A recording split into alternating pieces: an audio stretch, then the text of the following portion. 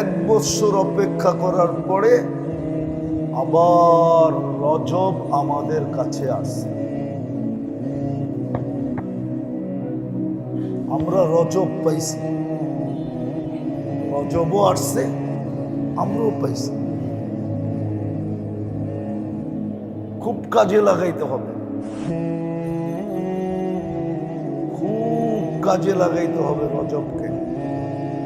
রজব জিনিসটা কি আমি এটা বলি। আল্লাহর রসুলকে জিজ্ঞাসা করছে রজব কি জিনিস। আল্লাহর রসুল বলছে আইয়াতা রাজ্জাবা খায়রুন কাসীর।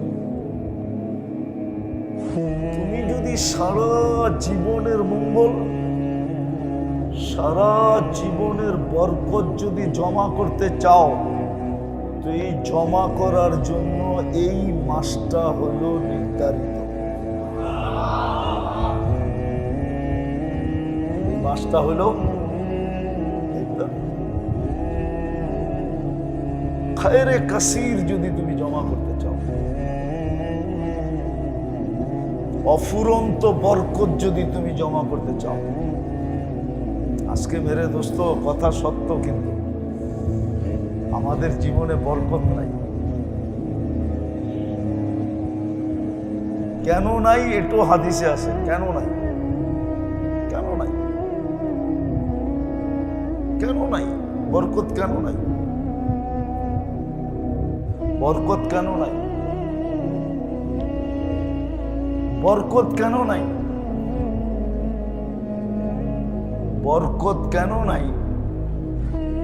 অথচ আপনাদের কাছে ব্যবসা আছে, বাণিজ্য আছে, চাকরি আছে, বাকরি আছে, মোটা মোটা বেতন আছে, ঠিক না?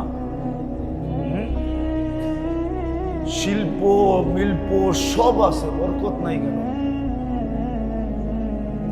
অথচ আপনারা যাদেরকে কথায় কথায় বান্দা বান্দা পিটান, যদিও বান্দা পিটান না, কথায় কথায় পিটান আর কি, কথা দিয়ে পিটান। একজনকে দেখতেছিলাম আজকেই, হুজুররা যদি, ইমামরা যদি এটা বলে তো ওরে বান্দা পিটায় আমারে খবর দিবা।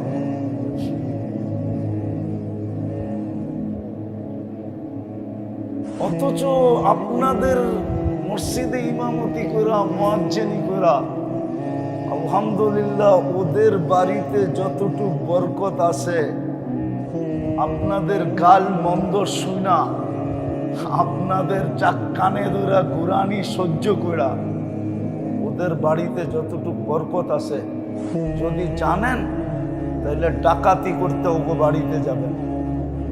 বরকত ডাকাতি করতে, বরকত টাকা পয়সা তো পাবেন না, হয়তো কোনো কোনায় খোঁচায় বরকত পাইতে পারেন। হুজুরের রাগ হয়ে গেল। কোনো কোনায় খোঁচায় বরকত পাবেন বাড়ির, এত বরকত ওদের বাড়িতে, বিশ্বাস হয় না? বরকত, বরকত কেন থাকবে না? আল্লাহ রসুল এটাও বলছে, বরকত কেন থাকবে না? হাদিসে আছে কেন বরকত থাকবে না। তুনজাউল বারকাতু মিন কাসবিহিম, তোমাদের কামাই থাকবে কিন্তু বরকত থাকবে না। ব্যাংকের মালিক থাকবে কিন্তু বরকত থাকবে না। টাকার পাহাড় থাকবে কিন্তু বরকত থাকবে না। গাড়ি বাড়ি নারী সব থাকবে কিন্তু বরকত থাকবে না। ওর কাছে বরকত নাই। ওর কাছে, আরেকজনের কাছে 1 টাকা থাকবে, বরকত থাকবে। 1 টাকার ভিতরে কি থাকবে? বরকত থাকবে, বরকত থাকবে না।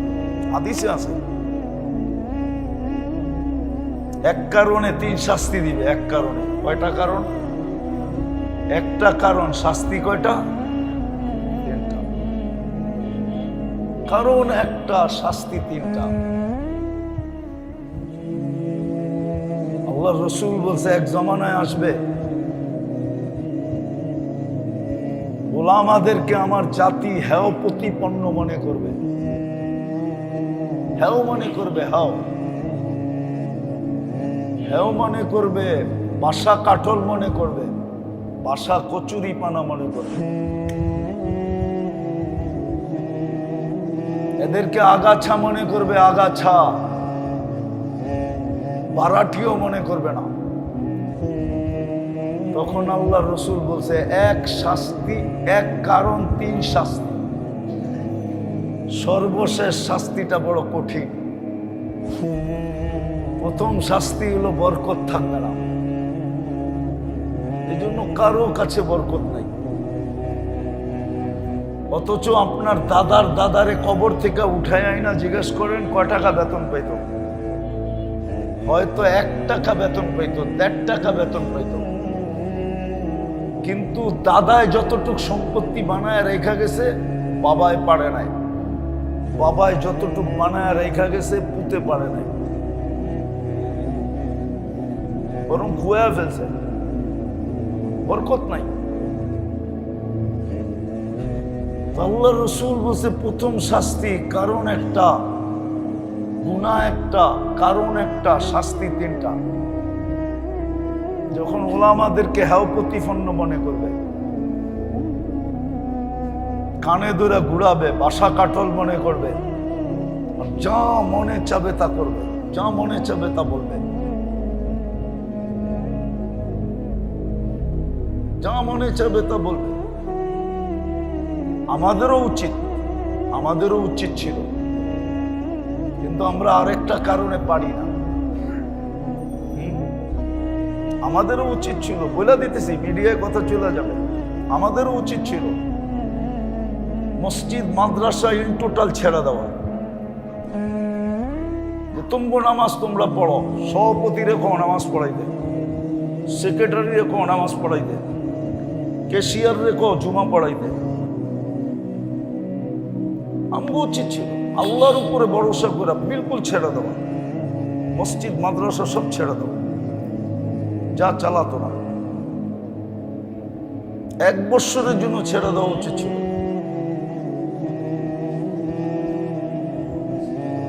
আর রোজা রাখা উচিত ছিল। রোজা রাখলে সারাদিনে 1 বেলা খাইলেই হবে, সেহেরি পানি দিয়ে করে নিলেও হবে। কিন্তু আমরা পারি না, আল্লাহর কাছে কি জবাব দেব? এই জন্য পারি না। নাইলে পারতাম, নাইলে এই দৃশ্য দেখতে হতো না। একটা জনসভার ভিতরে একটা লোক বলতেছে, ইমাম করে বান্দা আমার পিটায়া তারপরে খবর দিও, অথচ কেউ কোনো নোটিশ নিতেছে না, রাষ্ট্র কোনো নোটিশ নিতেছে না, প্রশাসন কোনো নোটিশ নিতেছে না। চুপচাপ মানি সবাই হাততালি দিতেছে।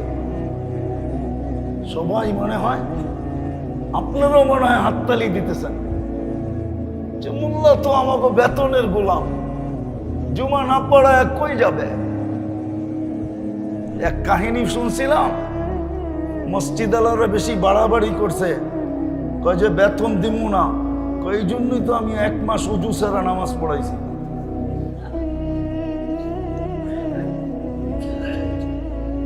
বড় দুঃখে বলতেছি, কথা উঠলো এই জন্য মনে আসলো যে বরকত কেন নাই।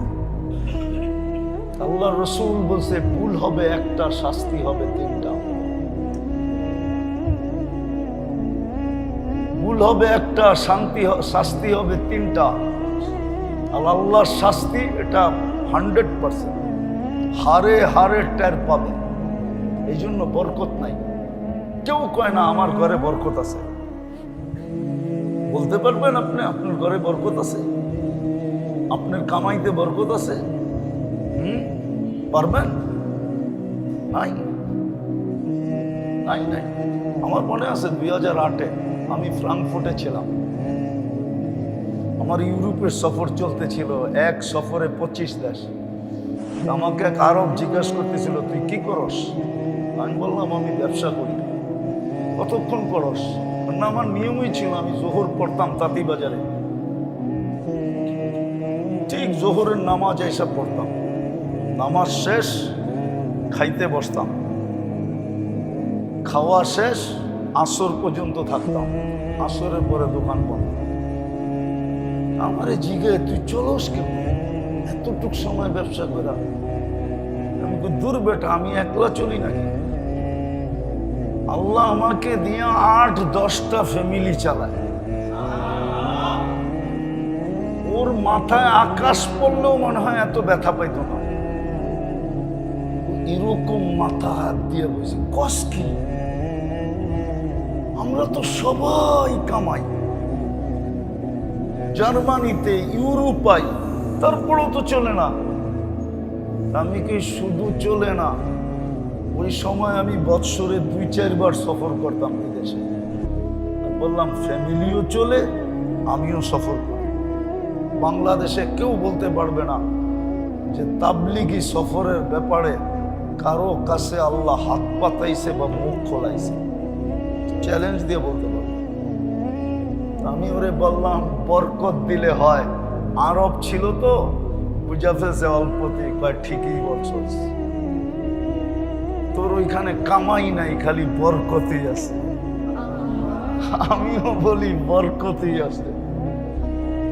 আধা ঘন্টায় আল্লাহ আমার এতটুকু দিত যে 1 মাস বৈশা যতটুকু না কামাইতো আমি আধা ঘন্টায় এতটুকু কামায় নিতাম, আল্লাহ দিয়া দিত।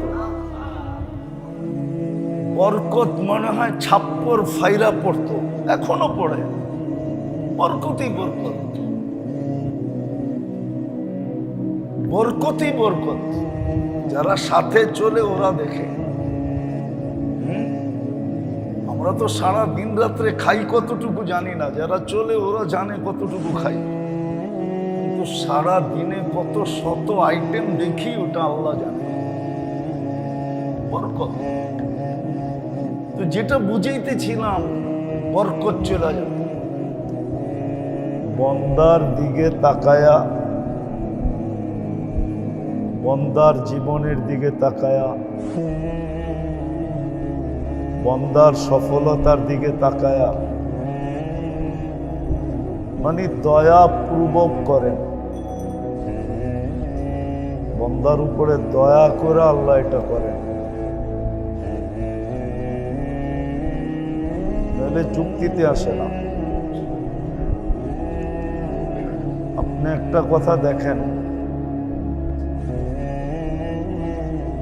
যারা একটুই নিজেদেরকে উন্নত ভাবে বা উন্নত হয়, টাকার দিক দিয়া, পয়সার দিক দিয়া, পদস্থের দিক দিয়া, ক্ষমতা সমতার দিক দিয়া, ওরা কিন্তু সাধারণ পরিবেশে থাকে না। থাকে? আরে সাধারণ পরিবেশে ওরা থাকে?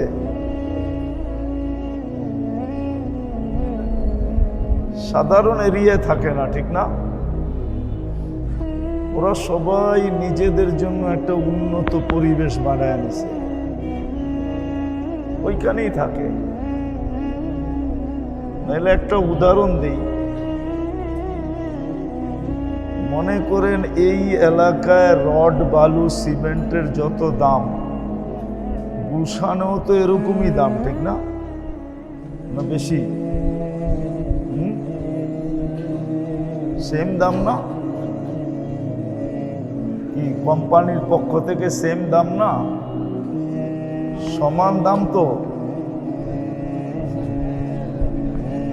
এটা খুলা ফালাইলে বোঝা যাবে। এটা যদি খুলা ফালাই না,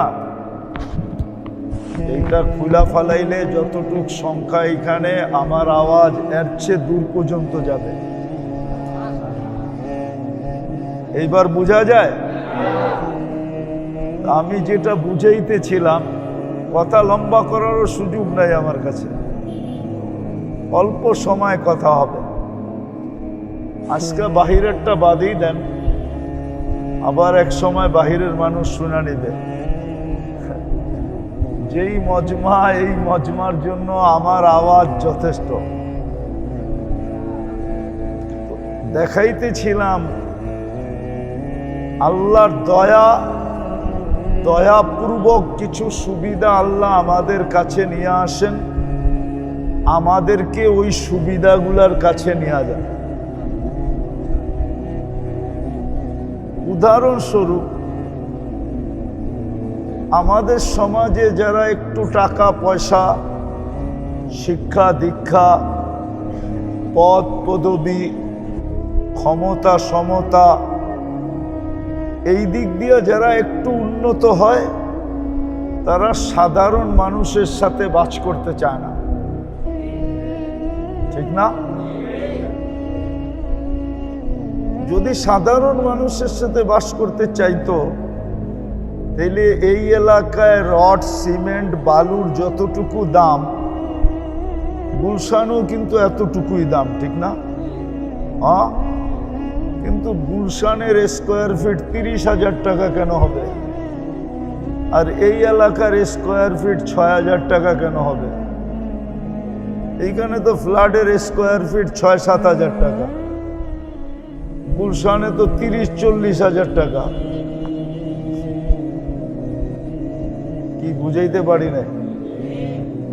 কেননা এই মানুষগুলাকে নিজেদেরকে আলাদা একটা পরিবেশে বসবাস করতে পছন্দ করে, সাধারণ মানুষের সাথে করতে চায় না, ঠিক না? আল্লাহ কি এদের চেয়ে গরিব? না, মনে হয় গরিব, ঠিক না? আল্লাহ মনে হয় এদের চেয়ে উন্নত কম, ঠিক না? শিক্ষা দীক্ষায়, পদপদবিতে, ক্ষমতা সমতায়, পদে সদে। যদি আল্লাহ গরিব না হবে তাহলে আল্লাহ আপনার এইখানে নিজের ঘরটা কেন দিল? চুক্তিতে তো বলে না যে আল্লাহর ঘরটা আপনার এই বাজারের পরিবেশে হবে। এখানে তো সবাই কয়েক ঘন্টার জন্য আসে, তারপরে যার যার জায়গায় শেষে চলে যায়, ঠিক না? হ্যাঁ, শিকল দিয়া বান্ধেও তো কাউকে রাত কাটাইতে পারবেন না। আল্লাহ কেন এখানে নিজের ঘরটা দিল? বোঝা গেল আল্লাহ আমাদের প্রতি দয়া কইরা দিছেন যে বন্দার যেন কষ্ট না হয়। আল্লাহও পারতেন ঘরগুলাকে নির্দিষ্ট সেন্টারে স্থাপন করতে পারতেন, বলে দিতে পারতেন যে আমার ঘর একটা গুলশানে হবে, একটা বনানী হবে, একটা বাড়িদারা হবে, একটা ধানমন্ডি হবে, একটা বসুন্ধরা হবে, একটা উত্তরা হবে, আর পুরান উন্নত সোসাইটি হিসাবে একটা খালি উয়ারিতে হবে, আর কোথাও হবে না। কেননা ঢাকা শহরের সর্বপ্রথম উন্নত সোসাইটি উয়ারি, এটা ঢাকার প্রথম গুলশান। আপনারা জানেন না মনে হয়?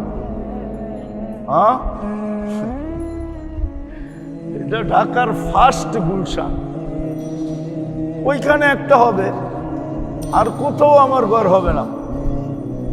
কিন্তু আল্লাহ গলি গলি কেন দিলেন? এই জন্য দিছেন বন্দার সুবিধার্থে দিছেন,